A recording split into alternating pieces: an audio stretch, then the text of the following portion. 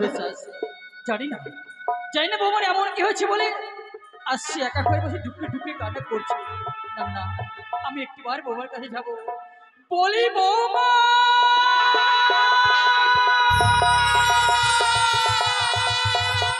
বৌমা কি হয়েছে তোমার বৌমা?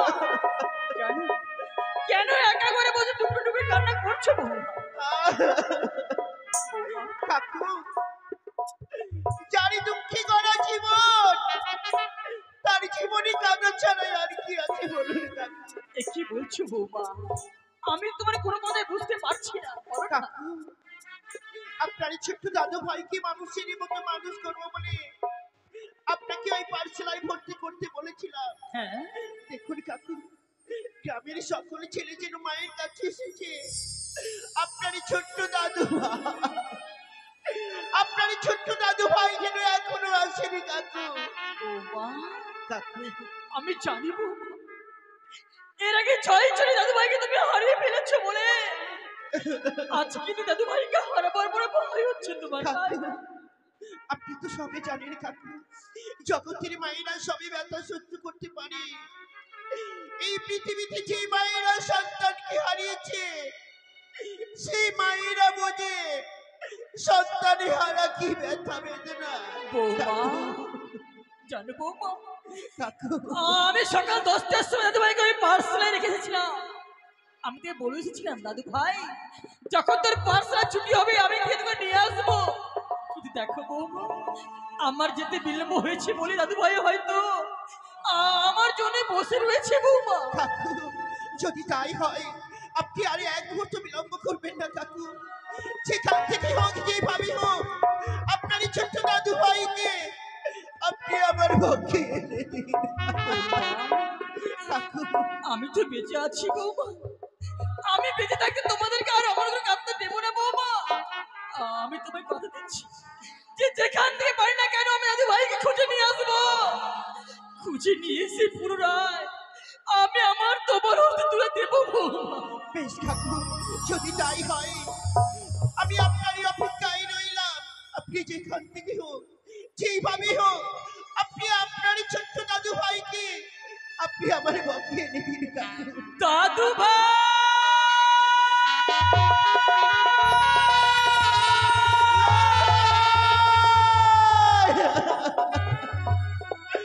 লোকাই রে, এই হতভাগী মাকে ছেড়ে সবাই ছেড়ে হারিয়ে যাচ্ছি। আমি তোদের আশায় পৃথিবীতে বেঁচে থাকতে চাই। আমার এই অপরাধ কি লোকাই, একটি বাড়ি তুই আমার পক্ষে ফিরে আয়, একটি বাড়ি তুই আমার পক্ষে ফিরে আয়।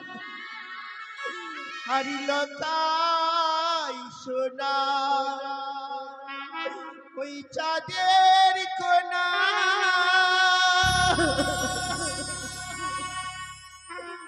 আয় রে ফিরে আয়।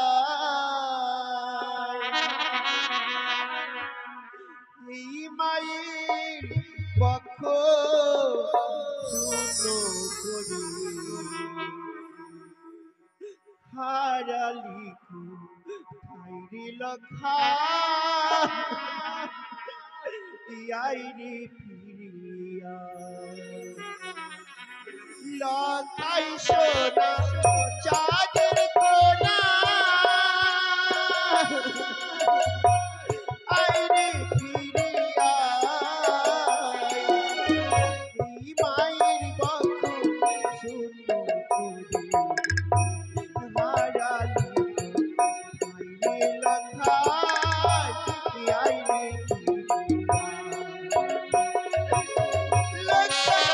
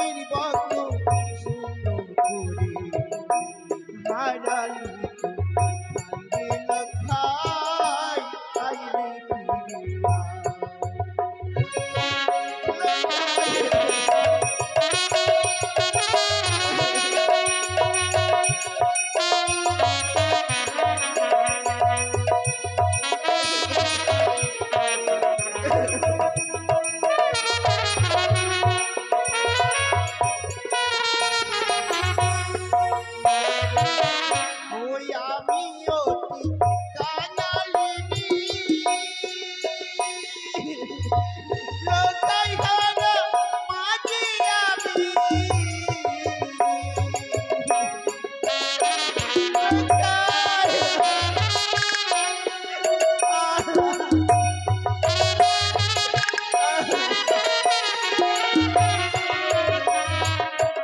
ওই বটি হারা বটির মতো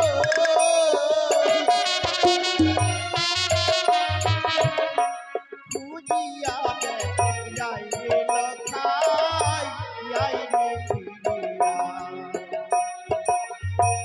লখাই সোনা চাঁদের কোনা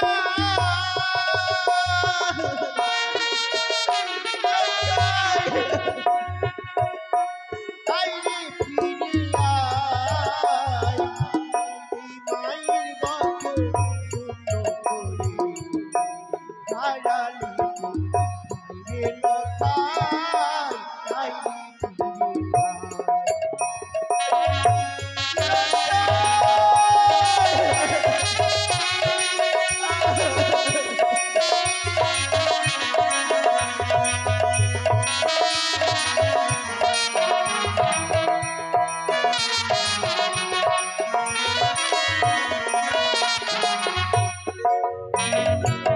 তবে কি আমার ইচ্ছে পূর্ণ হবে না?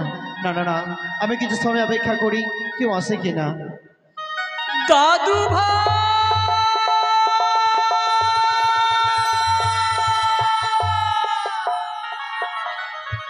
দাদু ভাই,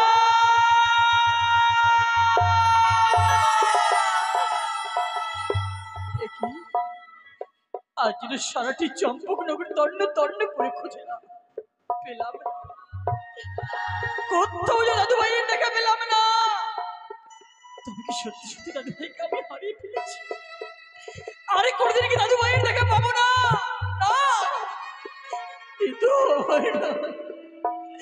10টি নয়, 5টি নয়, একটি মাত্র দাদু ভাই আমার। ওরে ওরে আমার প্রাণের টুকু দাদু ভাই, ওরে তুই কোথায় লুকিয়ে রয়েছিস? একটি বার, ওরে একটি বার দাদু দাদু বলে আমার বুকের মাঝে। ওরে তুই কি জানিস না? ওরে এক মুহূর্তে দেখতে না পেলে আমি থাকতে পারি না দাদু ভাই। কেন কেন সব কিছু জেনে শুনে আমার কোলে লুকিয়ে রয়েছিস? আয় না, একটি বার দাদু দাদু বলে আমার বুকের মাঝে। কোথাও দাদু ভাই নেই। কিন্তু না, আমি যখন কথা দিয়েছি আমি যেখান থেকে পাই না কেন দাদু ভাইকে আমি খুঁজে নিয়ে আসবো। ওই তো ওই তো গোপাল, ওই তো পানি কত সুন্দর ধুলো বলেনি, খেলাধুলো করছে। ওরে গোপাল, ওরে মানিক বল না, তোরা যদি দেখে থাকিস একটিবার আমায় বল না দাদু ভাই কোথায়? কোথায় গেলে আমি আমার দাদু ভাইয়ের দেখা পাবো?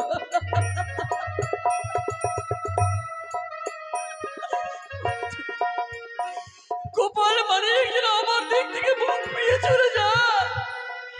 তারা কেউ যে দাদু ভাইয়ের সন্ধান আমায় দিতে পারলো না।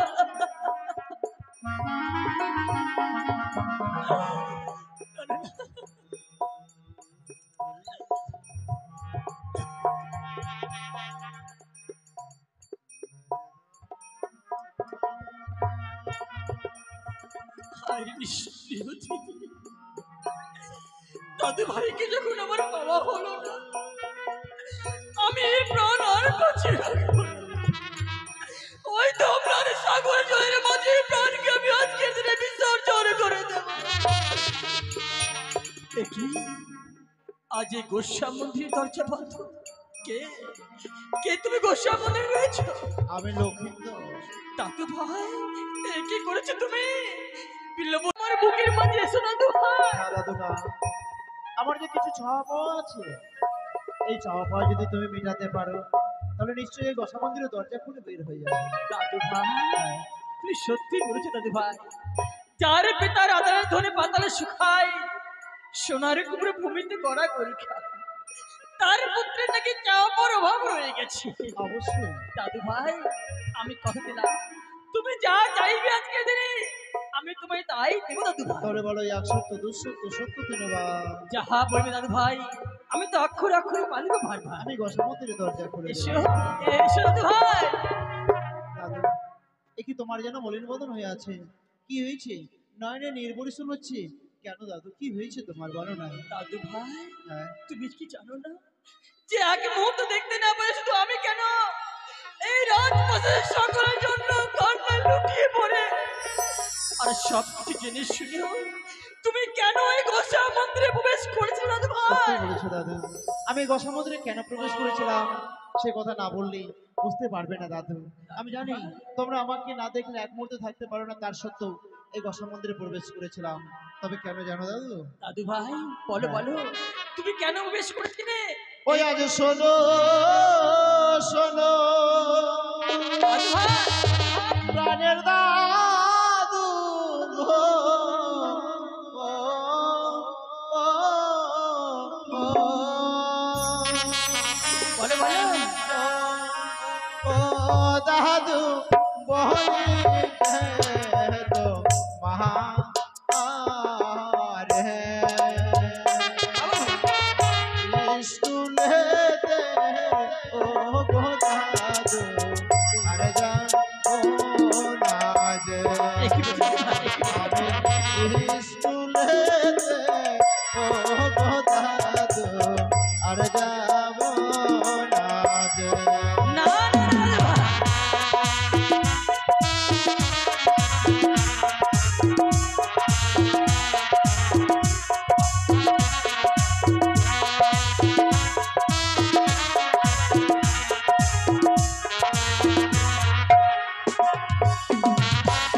ওই আজ শোনো শোনো প্রাণের দাদু গো,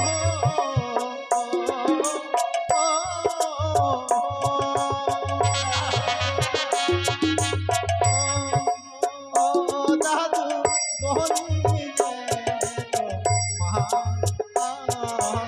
রে স্কুলেতে ও গো দাদু আর যাব না স্কুলেতে ও গো দাদু আর যাব নাজ।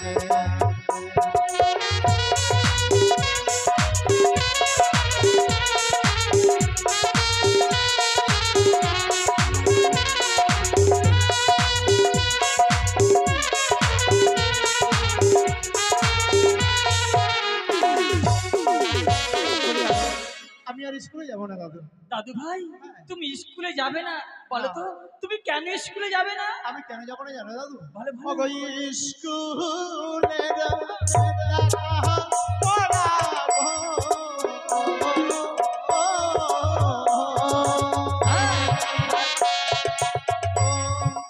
ও দাদু ভালো লাগে না স্কুলেতে ও গো দাদু আমি যাব না স্কুলেতে ও গো দাদু আমি যাব না। দাদু ভাই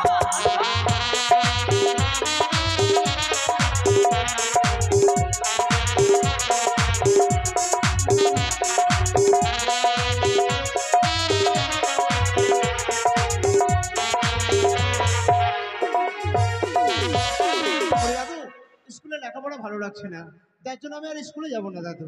দাদু ভাই হ্যাঁ তুমি স্কুলে যাবে না তোমার লেখাপড়া একটুকু ভালো লাগছে না। না দাদু। যখন আমি তোমায় কথা দিয়েছি না তোমাকে আজ থেকে আর স্কুলেও যেতে হবে না দাদু ভাই। দাদু চলো চলো স্কুলে যখন যাবে না চলো আমার সঙ্গে চলো, কেন?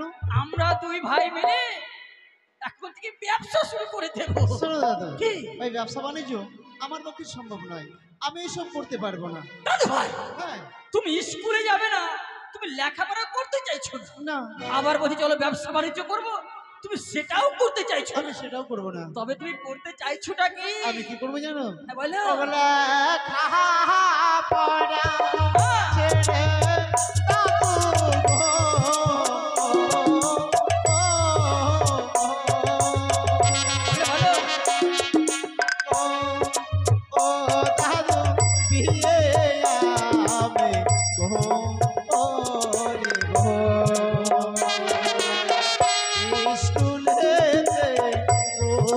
দাদু আর যাব না গো আমি স্কুলেতে ও গো দাদু আর যাব না গো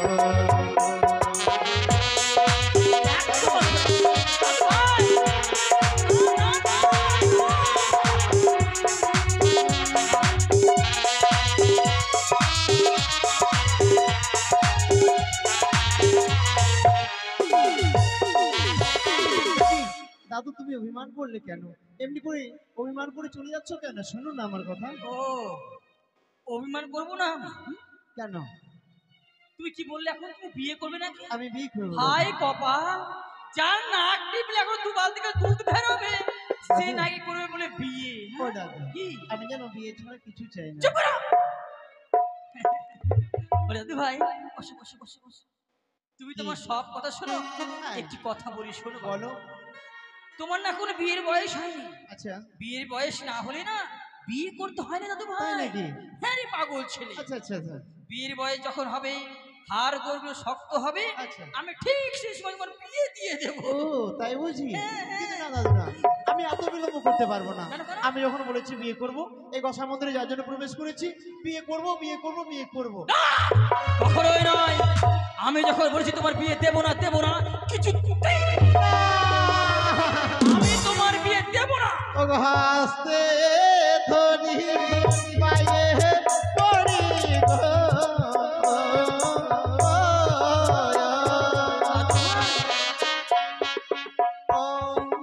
ও দাদু বলি যে তোমার বিয়ে আমি করবো দাদু গো, জানাবে পিতারে। বিয়ে আমি করবো দাদু গো, জানাবে পিতারে।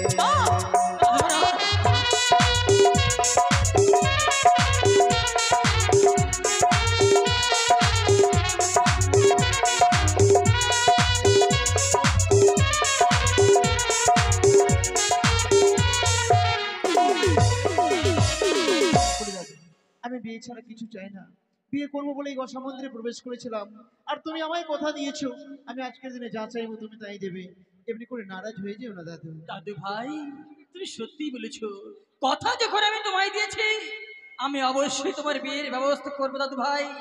তাই বিলম্ব না, তুমি এই মুহূর্তে তোমার মায়ের কাছে ফিরে যাও, বেশ। আমি তোমার বিয়ের ব্যবস্থা করে আমি আসছি। মায়ের কাছে ফিরে যাচ্ছি, আর তুমি পিতাকে সুন্দর করে বুঝিয়ে বলে আমি 7 দিনের মধ্যে বিয়ে করতে চাই।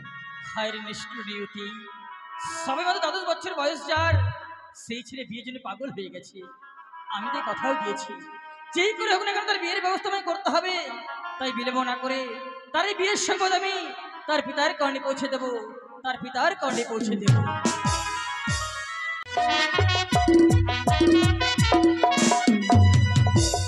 আজ আমার বন্ধু দুর্লভ লক্ষিন্দরকে এই চম্পকনগরে একটি পাঠশালা তৈরি করে মন্ত্রী কাকুর দ্বারে ভর্তি করেছি পাঠশালা। জানি না আমার বন্ধু দুর্লভ লক্ষিন্দর ওই পাঠশালাতে কিভাবে পড়াশোনা করেছে। এ পর্যন্ত মন্ত্রী কাকু ফিরে আসছিল না, তবে দেখি ওই পাঠশালা থেকে কত সময় ফিরে আসে মন্ত্রী কাকু। বাবা চা, মন্ত্রী কাকু আমাদের বড় সর্বনাশ হয়ে গেছে বাবা চা। কি আপনি বলেছেন আজ আমাদের সর্বনাশ হয়ে গেছে? এই মহানন্দর দিনে আপনার চোখে জল কেন মন্ত্রী কাকু? তবে কি আমার বট্ট দুর্লভ লক্ষিন্দর আপনার কি অন্যায় কিছু বলেছে? বলুন বলুন, আজ যদি আমার বট্ট দুর্লভ লক্ষিন্দর অন্যায় কিছু বলে থাকে, আমার বট্ট দুর্লভ লক্ষিন্দরকে আমি শাস্তি দেব। বাবা চা, দাদু ভাই অনেক কিছুই করেনি বলছে, তবে কেন কান্না করছেন? কিন্তু বড় আশ্চর্য, দাদু ভাইকে ওই পাঠশালায় ভর্তি করেছিলাম, ভেবেছিলাম সে উচ্চ শিক্ষায় শিক্ষিত হয়ে আমাদের মান সম্মান রক্ষা করবে, কিন্তু হলো না, কিছু হলো না বাবা চা, হলো না। কেন? দাদু ভাই ওই পাঠশালা থেকে ফিরে এসে আমাদের রাজপ্রাসাদে প্রবেশ না করে আমাদের এই গোসা মন্দিরে প্রবেশ করেছে বাবা চা। এ কি বলছেন মন্ত্রী কাকু? আজ আমার বুদ্ধ দুর্লভ লক্ষিন্দর ওই পাঠশালা থেকে না ফিরে ওই গোস্বা ঘরে কেন কেন ওই গোস্বা ঘরে প্রবেশ করেছে আপনি বলতে পারেন মন্ত্রী কাকু? বাবা চা সে আমি বলেছি ওই পার্সেল লেখাপড়া তার ভালো লাগে না। ভালো লাগে না? সে আর কোনদিন ওই পার্সেল লেখাপড়া করতে যাবে না বাবা চা। তবে কি করবে? সেও বলেছে ওই পার্সেল লেখাপড়া ছেড়ে দিয়ে দাদু ভাই আজ বিয়ের জন্য পাগল হয়ে গেছে। একই একই শোনালেন মন্ত্রী কাকু।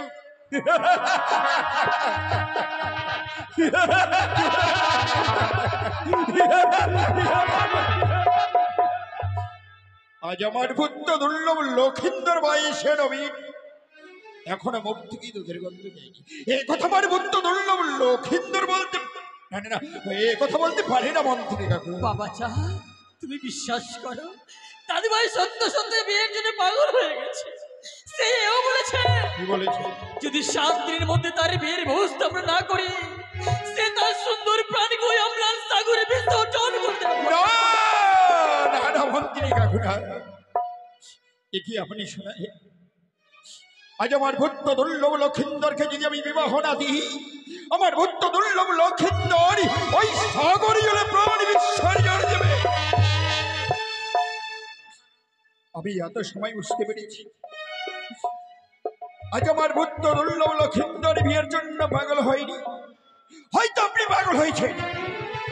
আপনি মিথ্যাবাদী, আপনি ফাতারাম। বেরিয়ে যান রাজপ্রাসাদ থেকে, চাই না তোমার মুখ দর্শন করতে মন্ত্রী কাকু। বাবা চা এই কি করলে বাবা চা?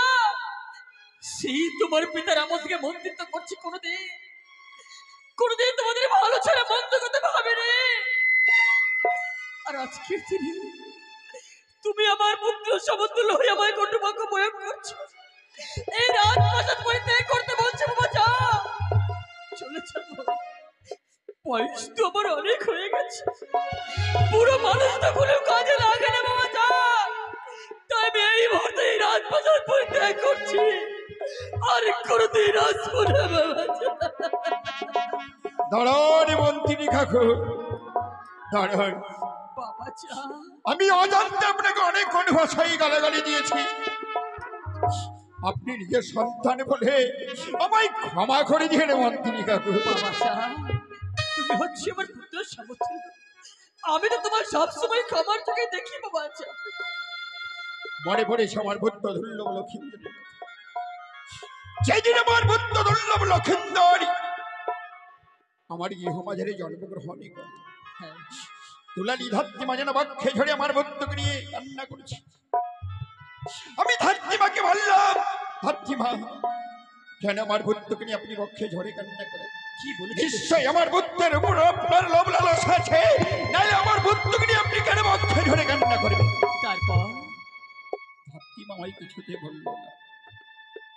ধাত্রীমা যখন আমি কিছুতেই বলল না, আমি ওই অন্ধকারে গাড়ি বন্দি করলাম। বাবা চা বন্দি করে আমি বাচ্চা ঘাত করতে লাগলাম। ধাত্রীমা যেন ধুলাই গড়া করে দিতে লাগলো। কেঁদে কেঁদে আমায় বলল, সদাগরি বাবু আপনার বন্ধুকে নিয়ে আমি কেন বক্ষে ঝরে কান্না করি আপনি জানেন? কেন? একদিন বিধাতা তার ললাটে লিখনে লিখতে এসেছি, 10 বছর মধ্যে লেখাপড়া, 10 বছর মধ্যে বিয়ে যে বিদ্যমানে সেই নৌবাস ঘরে ঘরে।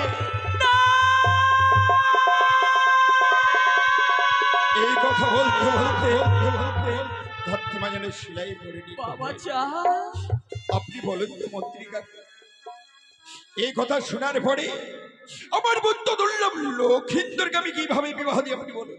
সত্যি বলেছি বাবা চা, এই নিষ্ঠুর কথা শুনবার পর দেব না, আমরা কিছুতেই দাদু ভাইয়ের বিবাহ দেব না বাবা চা। মনে পড়েছে মন্ত্রী কাকু, এ বিয়ের কথা মনে স্মরণ করেছে ওই বাড়ির চাক মুড়ি গাড়ি।